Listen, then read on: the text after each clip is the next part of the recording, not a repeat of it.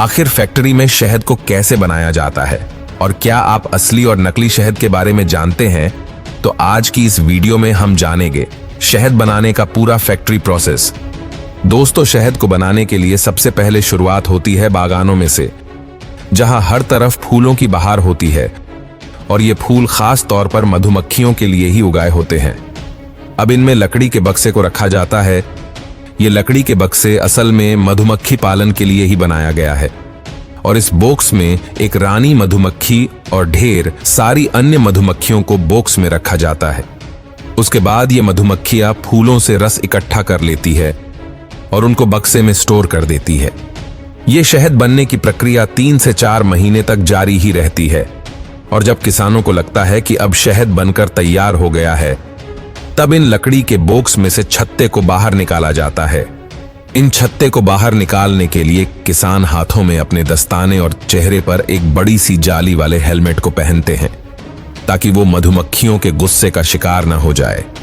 उसके बाद किसान स्मोक गन का इस्तेमाल करते हैं ताकि धुआं की मदद से मधुमक्खियों को दूर किया जा सके और इन बॉक्स में जमा शहद को निकाला जा सके।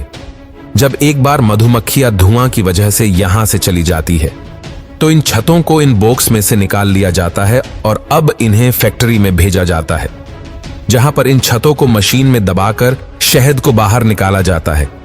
उसके बाद एक रोटेट मशीन में 10 मिनट से 15 मिनट तक रखने के बाद बिल्कुल शहद के रूप में निकल जाता है।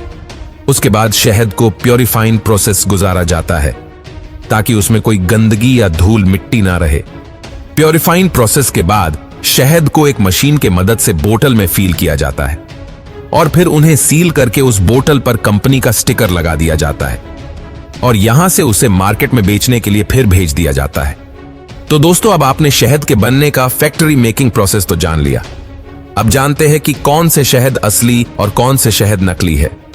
तो दोस्तों, इसके लिए हमारे पास 2 मेथड है। पहले मेथड में आप 2 अलग अलग ग्लास में गर्म पानी ले सकते हैं और दोनों ग्लासे में 2 अलग अलग वैरायटी की हनी डाल सकते हैं। जो हनी पानी के साथ घुल जाता है वो नकली है और जो हनी होगा वो ग्लास की नीचे सरफेस में बैठा ही रह जाता है, वो शुद्ध हनी होता है और इसे आप इस्तेमाल कर सकते हैं। और दूसरे मेथड में आपको 2 अलग अलग ग्लासे में हनी को लेना है और उसमें एक स्टिक डुबाकर निकालनी है।